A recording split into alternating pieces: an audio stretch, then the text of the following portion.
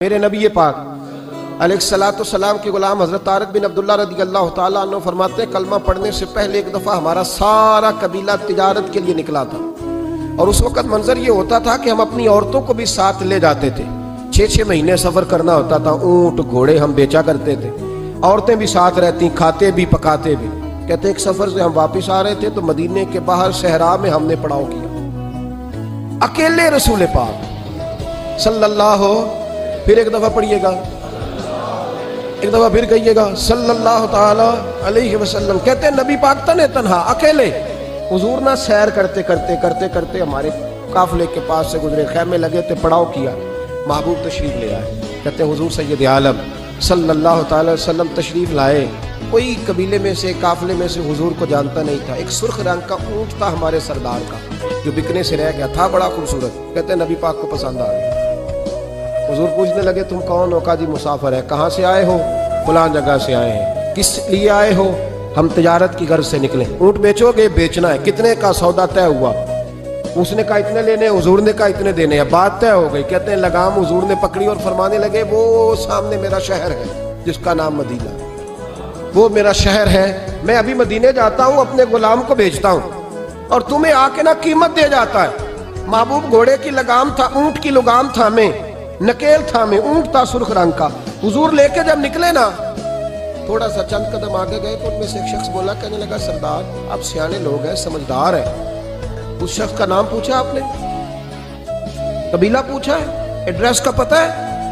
پتہ ہے کہاں رہتا ہے؟ اتنا قیمتی اونٹ دے دیا۔ سردار بھی کہنے لگا، سارے کہنے لگے یار ان کی باتوں میں اتنی لذت تھی، ان کے گفتار و رفتار اتنی باوقار تھی، مزیدار تھی کہ ہوش ہی کوئی نہیں رہا۔ بھئی ہم پرانے تاجر ہیں، کبھی اس طرح کا سودا کیا ہی نہیں جس طرح کا آج ہو گیا۔ اوہو واقعی کچھ نہیں یاد رہا، کوئی سمجھ نہیں آئی۔ وہ ابھی نظر آ رہے، ایک آدمی دوڑ کے جاؤ، دوڑ کے اور جا کر کے نا ان سے کہو بڑی جائز بات ہے، وہ ناراض بھی نہیں ہوں گے۔ ان سے ایک شخص کہو کہ بھئی اونٹ دے جاؤ، پیسے لے آنا اور اپنا مال لے جانا، دوڑ کے جاؤ۔ ایک شخص دوڑنے لگا تو سردار کی بیوی خیمے کے اندر تھی، پردے کے پیچھے سے بولی، کہنے لگی خبردار کوئی پیچھے نہ جائے، اگر پیسے مل گئے تو ٹھیک ہے، نہ ملے تو میں دے دوں گی، کوئی پیچھے نہ، کوئی نہ جائے پیچھے۔ سردار کہنے لگا تو جانتی ہے؟ کہنے لگی نہیں۔ کہا گارنٹی کیوں دے رہی ہے؟ تو کہنے لگی تم نے ان کا چہرہ نہیں دیکھا؟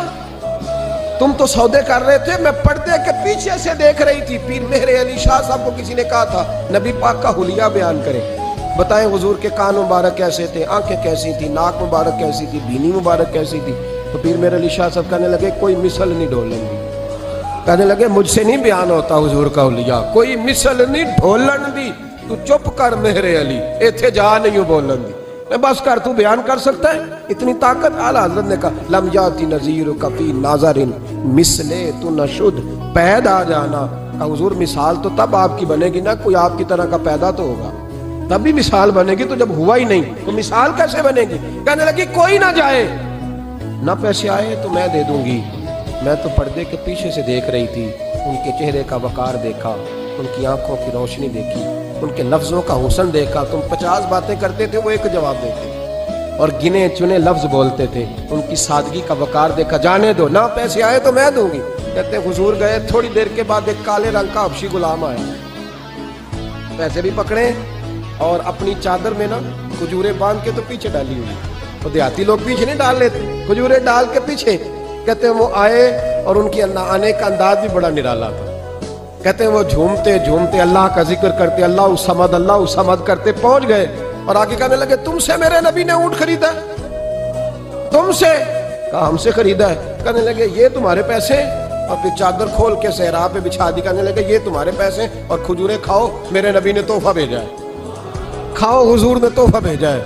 تو وہ سردار کی بیوی اونٹ ہٹا کے کہنے لگی اور کالے رنگ کے حبشی غلام انہیں کھجوریں کھلا اور مجھے اس عزت والی ماں کا نام بتا جس کے گھر میں ایسا لال پیدا ہوا، انہیں کھجوریں کھلا، اور مجھے اس عظمت والے باپ کا نام بتا جس کے گھر میں ایسا پھول کھلا ہے، وہ قبیلہ تو بتا تو صحیح، وہ کون تھے؟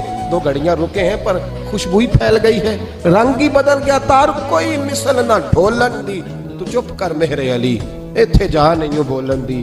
حضرت طارق بن عبداللہ کہتے ہیں جناب بلال فرمانے لگے وہی تو اللہ کے آخری رسول ہیں، وہی تو خاتم المرسلین ہیں، وہی تو ہیں جنہیں اللہ نے ساری انسانیت کے لیے نمونہ عمل بنایا۔ کہتے ہیں ہم اونٹ بیچنے گئے تھے پر سارے کا سارا قبیلہ ہی مسلمان ہو گیا۔